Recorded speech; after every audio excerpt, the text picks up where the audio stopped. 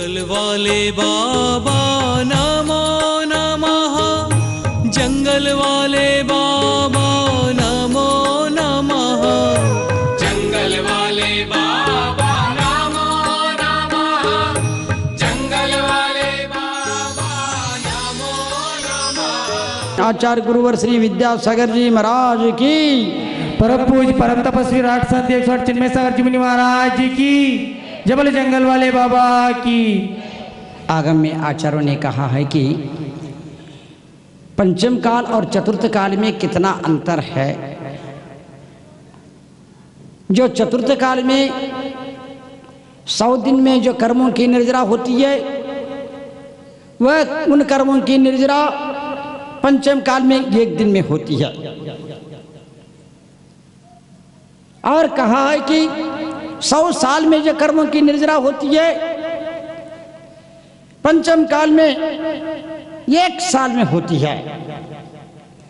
और मैं तो सोचता हूं मेरा यह सौभाग्य रहा, मैं आचार्य गुरु विद्यासागर जी महाराज के युग में जन्म लिया और उनसे दीक्षित होकर के मैं करीब 25 से 30 साल से जंगल में साधना करता आ रहा हूं। आज लगातार करीब 10 से चातुर्मास हो चुके हैं। पंचम काल के जंगल के 1 चातुर्मास और चतुर्थ काल के 100 चातुर्मास मेरे को अपने आगम को सामने रख करके मैं आगे बढ़ रहा हूं। पंचम काल में जंगल में साधना करना क्या नहीं करना चाहिए, ये बात चर्चा करने वालों के ऊपर छोड़ दे। मैं तो ये कह रहा हूं हमारे आचार्य ने जो किया वो मैं कर रहा हूं।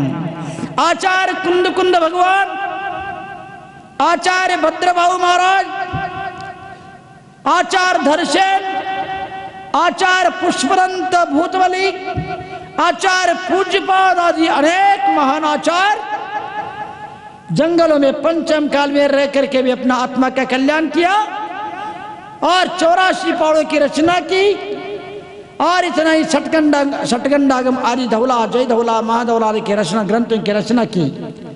बंधुओं, मेरे को इस बात की खुशी है, हम सामायिक पाठ पढ़ते तो उसमें आता है, उसमें कह दिया जाता है भूने वने वा, अर्थात भुवन में अथवा वन में।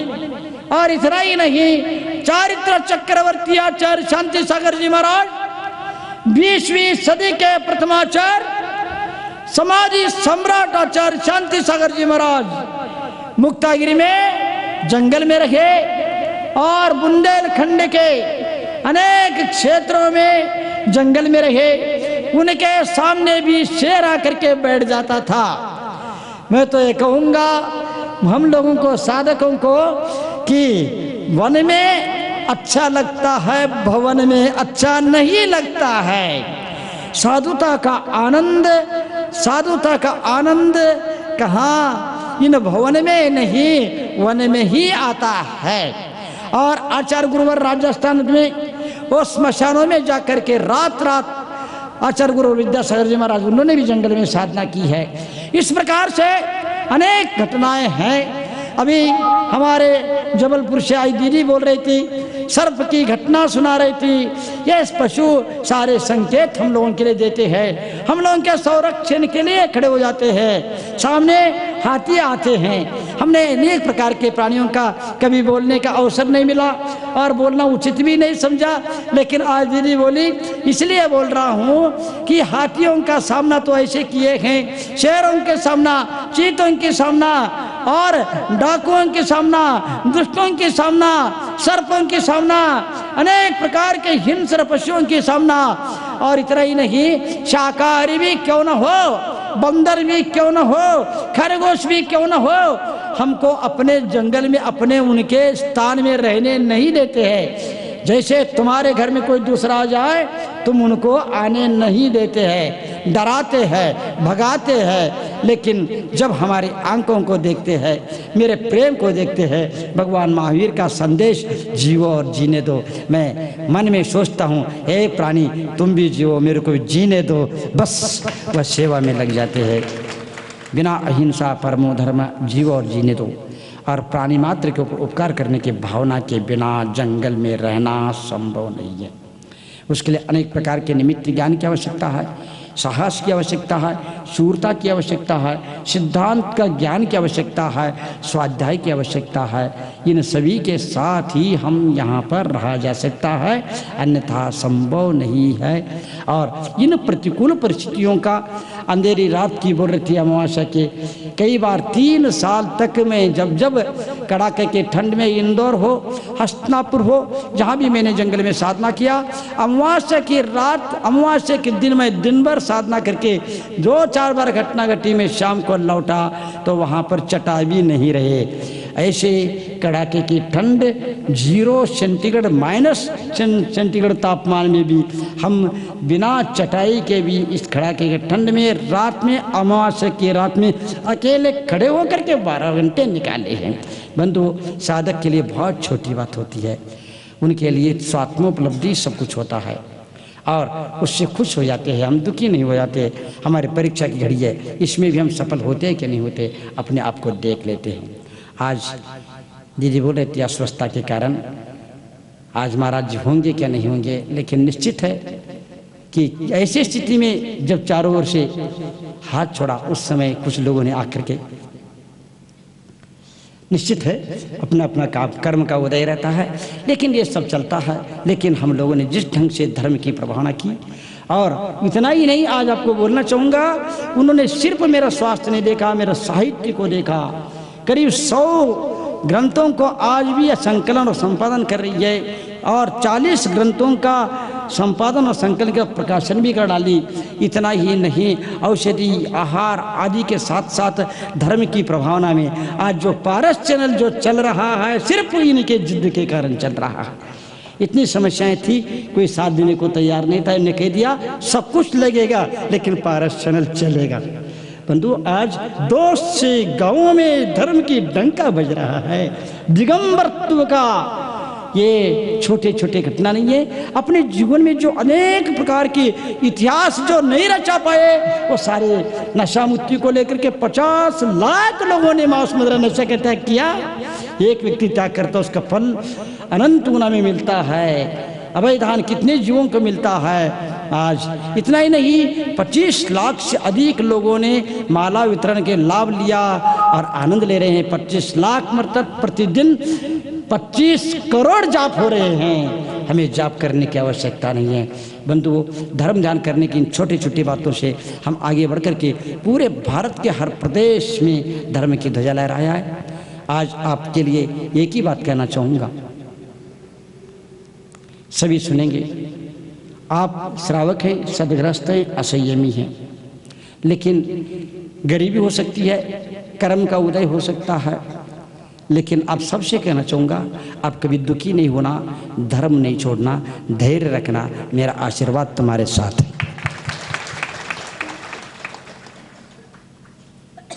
इस बात को याद रखना, और कैसे भी स्थिति हो, कैसे भी कर्म का उदय क्यों ना हो, जीवन का आनंद लेना, जीवन का आनंद लेना सीखो।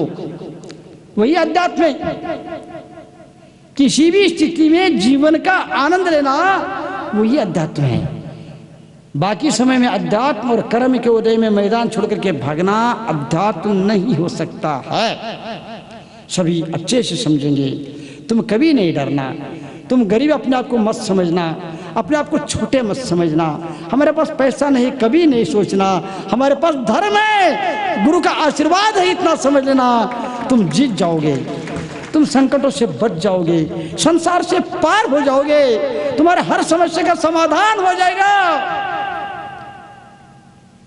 बस इतना याद रखो, धैर्य रखना, दुखी नहीं होना, धर्म नहीं छोड़ना और जीवन का आनंद लेना, यही अध्यात्म है, यही धर्म है, यही कर्म निर्जरा कल्याण का कारण है। सुख में सुविधा में कोई भी धर्म करता है, लेकिन कोई भी नहीं हो उस समय भी धर्म करके अपने आप को स्थिर करना, यही सिद्धत्व का कारण है। मैं इतना ही कहना चाहूँगा आप सबके लिए, जीवन का आनंद कैसे ले। जीव आज सब कुछ कर रहा है लेकिन जीवन का आनंद नहीं ले पा रहा है। बच्चे हैं, बूढ़े हैं, नाती पोती है, सब सगळा है वो घरात, पण जीवनात आनंद नहीं। मनुष्य के पास सब कुछ है लेकिन जीवन में आनंद नहीं आ रहा है। मैं बताऊंगा आप लोगों के लिए आनंद क्यों नहीं आ रहा है। मनुष्य अनाचार के कारण जीवन का आनंद नहीं ले पा रहा।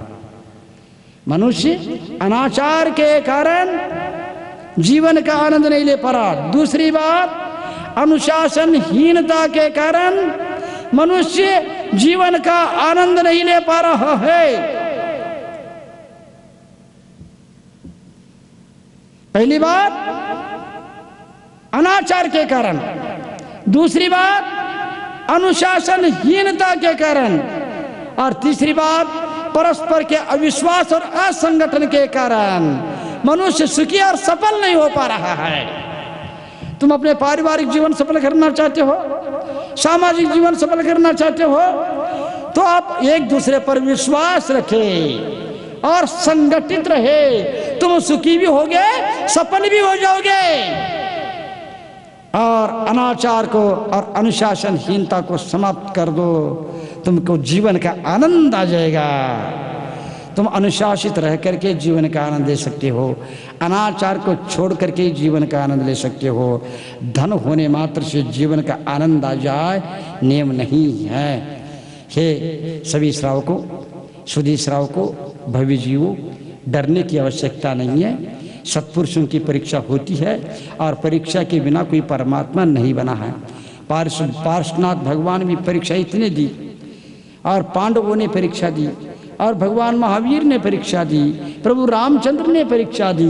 परीक्षा में मालूम पड़ता है ये आगे बढ़ करके सन्मार्ग में चल करके सत्पुरुष बनता है क्या वहां से इस परीक्षा की घड़ी में डिग करके संसार मार्ग का अपनाता। ये परीक्षा होती है। इन यहाँ तक आने के बाद ऊपर उड़ जाते तो समझ लेना तुम सत्पुरुष के मार्ग पर चल रहे हो। अब तुम्हें संसार में कोई बांध करके रख नहीं सकता। यदि वहां तक आकर के इन संकटों से, इन परीक्षा घड़ियों से दूसरे मार्ग निकाल करके संसार में आगे बढ़ने का प्रयास करोगे, तुम संसार परिभ्रमण कर जाओगे। बस आप सभी लोग याद रखेंगे, जीवन का आनंद लेना, सुख में भी सत्य का सुख पाना, संकट में भी सुख और सफलता हासिल करना मेरा आशीर्वाद है। चिंता क्यों करती हो आप लोग बंधुओं? इससे अधिक दूसरा कोई मार्ग नहीं है। तुम अच्छे सोना खरीद लो, सुख नहीं मिलेगा, सफलता नहीं मिलेगी। अच्छी साड़ी खरीद लो, तुम्हें सुख नहीं मिलेगा, सफलता नहीं मिलेगी। लेकिन इस सन्मार्ग को ध्यान में रख करके सत्य के मार्ग से आगे बढ़ करके विश्वास के साथ सब पर विश्वास रखे, सबको विश्वास के पात्र बन करके संगठित होकर के आगे बढ़ोगे, तुम सफल हो जाओगे। तुम्हारा पारिवारिक जीवन सफल हो जाएगा। एक बार भी विश्वास नहीं है तो तुम सुखी नहीं हो पाओगे। तुम्हारे घर में सब कुछ है लेकिन सुखी नहीं हो पाओगे। एक दूसरे पर विश्वास रखो और एक दूसरे के विश्वास के पात्र बनो और संगठित रहो, सन्मार्ग से चलो, तुम सुखी हो जाओगे और सफल हो जाओगे। सत्पुरुषों ने यही किया और कुछ नहीं किया, और कुछ ये करने की आवश्यकता नहीं है। हमारा सौभाग्य रहा, मैं अपने जीवन में करीब 25 साल से 32 साल के जीवन में करीब 25 से 28 साल जंगल में साधना किया, और शीतकाल में किया, वर्षा ऋतु में किया, ग्रीष्म काल में किया, और देश के कोने कोने में जाकर किया। जहाँ हस्तिनापुर से इतने सारे तीर्थंकर जन्म लिए, केवल 11 साक्षात भगवान और प्रथम आहार जहाँ पर, वहाँ से लेकर के ढूंढ ढूंढ करके ऋषिकेश, हस्तिनापुर, राजस्थान, मध्य प्रदेश, कर्नाटक, कोई भी एक भी प्रांत न छोड़ते हुए मैं अपने मार्ग से अविरल आगे बढ़ता जा रहा हूँ, और जितना बनता उतना आप सबके कल्याण के लिए सहयोग देता रहा हूँ। बंधुओं, मैं अपने जीवन में जो साधना करके शक्तियों को अर्जित किया हूँ, मैं अपने पास रखना नहीं चाहता हूँ, आप सबको दे करके आपको सुखी और सफल बनाना चाहता हूँ। जंगल वाले बाबा नमो नमः। जंगल जंगल वाले बाबा